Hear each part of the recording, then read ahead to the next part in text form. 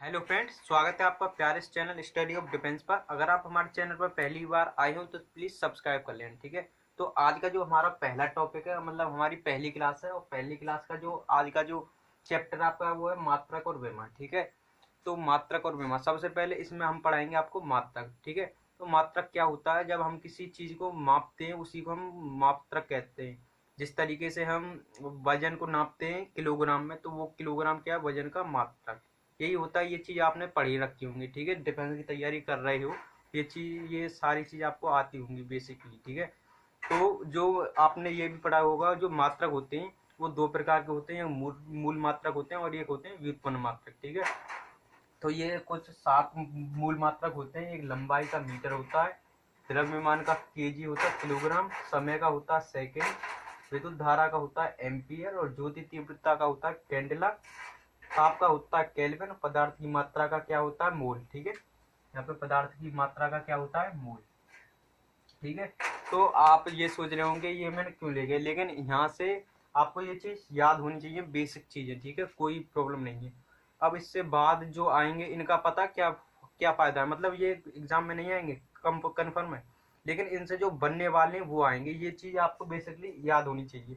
तो मात्रक दो तरीके के होते हैं। ये कौन से? मूल मात्रक, ठीक है। इनको क्या कहते हैं? मूल मात्रक।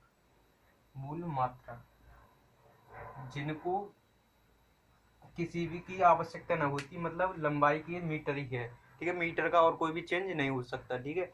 और व्युत्पन्न मात्रक क्या होते हैं? जो मूल मात्रकों से मिलकर बने होते हैं, ठीक है। तो व्युत्पन्न मात्रक कैसे होते हैं? जैसे कि हम मानते हैं आपका, जैसे कि वेग, ठीक है। वेग का मात्रक, ठीक है, जो वेग होगा, वेग का जो मात्रक होता है वो व्युत्पन्न मात्रक होता है, ठीक है। व्युत्पन्न मात्रक कैसे होता है? वेग का जो फॉर्मूला होता है वो होता है विस्थापन बटे समय।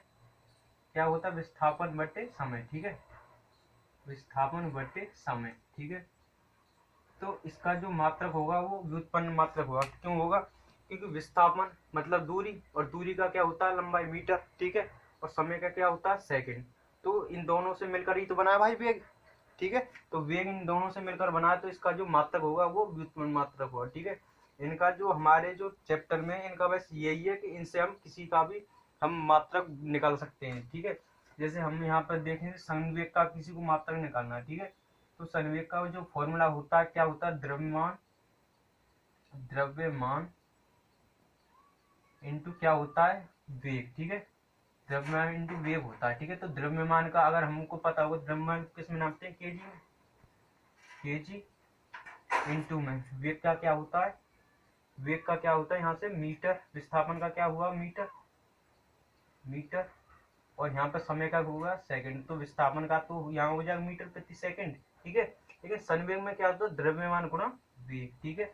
और वेग का क्या हुआ था? मीटर प्रति सेकंड। तो यहाँ पर गुणा करेंगे मीटर, मीटर प्रति सेकंड, ठीक है। तो इस तरीके से जो मात्रक होते हैं वो निकलते हैं, ठीक है।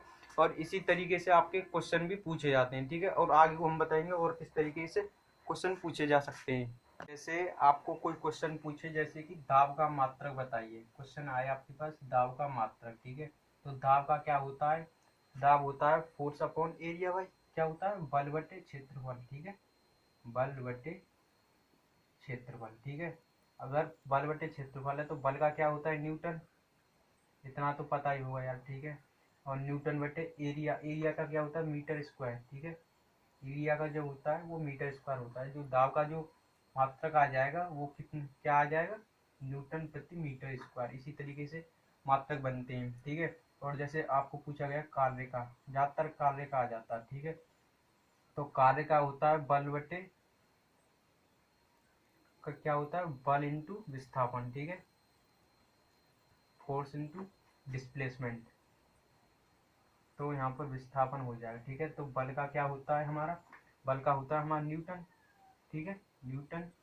और यहाँ पर विस्थापन यानी मतलब दूरी, विस्थापन इंटू यहाँ पर क्या हो जाएगा? मीटर। यानी जो बल, सॉरी, जो कार्य का जो मात्रक हो जाएगा वो हो जाएगा न्यूटन इंटू मीटर, ठीक है। इसी तरीके से हम निकाल सकते हैं। जैसे एक आता है यहाँ पर त्वरण, और आपको त्वरण का कोई मात्रक पूछने लगे तो त्वरण होता है वेग बटे समय, ठीक है। वेग बटे समय। अगर आपको त्वरण नहीं जानते हो तो अगली क्लास में हम आपको जो गति के नियम है उसमें आपको बताएंगे। वेग होता क्या है कि जैसे जैसे वेग त्वरण बताने, वेग के बढ़ने की दर को हम क्या कहते हैं, त्वरण। ठीक है, जैसे जैसे वेग बढ़ता है उसी को हम त्वरण कहते हैं। तो वेग वेग का क्या होता है, मीटर प्रति सेकंड आपको बताया था, डिस्प्लेसमेंट अपॉन टाइम। तो मीटर प्रति सेकंड अपॉन टाइम का क्या होता है, सेकंड। ठीक है, जो ये नीचे आके स्क्वायर हो जाएगा, तब जो इसका हो जाएगा वो हो जाएगा मीटर प्रति सेकंड स्क्वायर। ठीक है, इसी तरीके से हम कोई भी मात्रक निकाल सकते हैं। ठीक है, तो इसी तरीके से होता है और बहुत से का होता है, जैसे कि मतलब कुछ कुछ होते हैं जो मतलब मूल मात्रक की तरह ही होते हैं। ठीक है, जैसे कि आपको आपको बताएं, जैसे कि कूलाम। ठीक है, कूलाम क्या होता है, अब इसका मात्रक होता है। ठीक है, कूलाम को नहीं बदलते हैं। जैसे कि फेरेड विद्युत धारिता। ठीक है, विद्युत धारिता का क्या मात्रक होता है, फेरेड। इसी तरीके से क्वेश्चन पूछे जाते हैं। अब हम आपके सामने कुछ क्वेश्चन लेके आए इसी के लेवल के, आप उनको देखना, इसी तरीके के क्वेश्चन पूछे जाते हैं एग्जाम में। ठीक है, हम आपको क्वेश्चन करवाते हैं।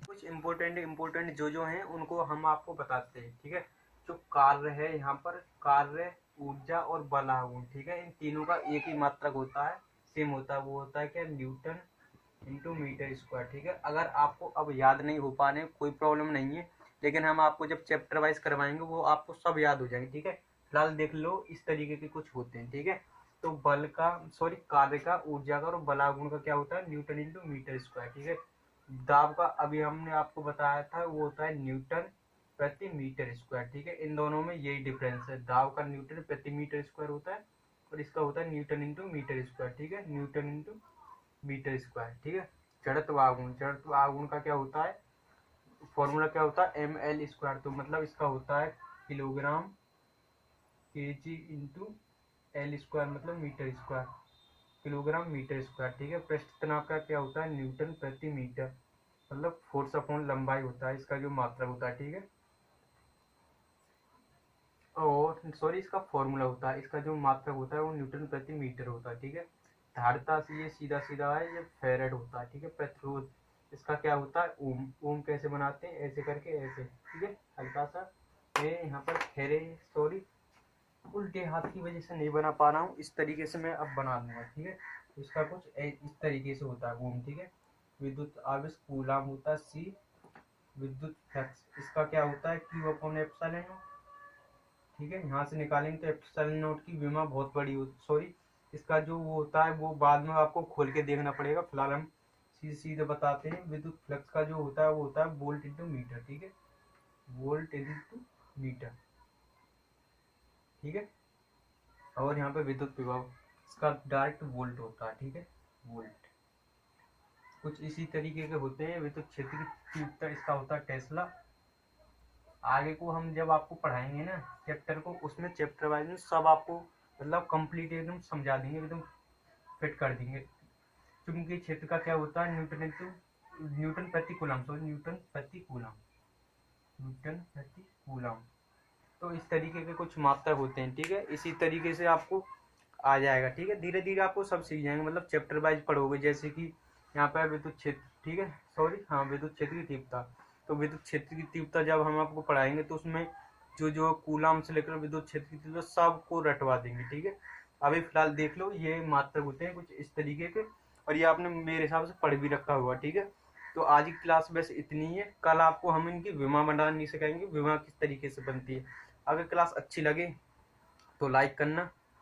और आपके लिए एक मोटिवेशनल कोट, वैसे मुझको सबसे आगे बोलना चाहिए था लेकिन अब मैं लास्ट में बोल रहा हूँ। मंजिल भी जिद्दी है, रास्ते भी जिद्दी है, देखते हैं क्या होगा। हमारा जो हौसला है वो भी जिद्दी है। जय हिंद, जय भारत, वंदे मातरम।